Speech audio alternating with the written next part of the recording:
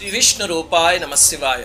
నవరాత్రి వస్తే చాలు దేశం అంతటా కనిపించే అమ్మవారి ఒకే ఒక్క రూపం ఏమిటి? మహిషాసుర మర్దిని. అంతేనా? ఈ రోజు ఆ అమ్మవారి ఆవిర్భావం గురించి చెప్పుకుందాం. పూర్వం మహిషాసురుడు అని ఒక రాక్షసుడు ఉండేవాడు. వాడు పుట్టుక చాలా విచిత్రమైంది.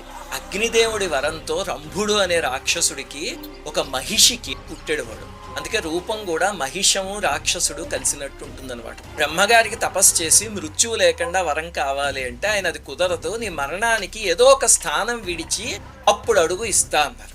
అంటే ఆలోచించి పురుషుడి చేతిలో చావకూడదు, స్త్రీల చేతిలో చావచ్చు అన్నాడు. ఎందుకంటే అంతటి రాక్షసుడిని చంపే స్త్రీ సృష్టిలో లేదు, అది వాడి నమ్మకం.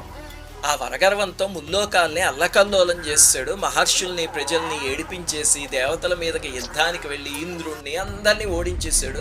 చివరికి ఇంద్రుడికి త్రిమూర్తులు సహాయంగా వస్తే విష్ణువుని శివుణ్ణి కూడా ఓడించేశాడు మహిషాసురుడు. ఇప్పుడు వాడిని జయించాలి అంటే మనందరంశలతో ఒక స్త్రీమూర్తి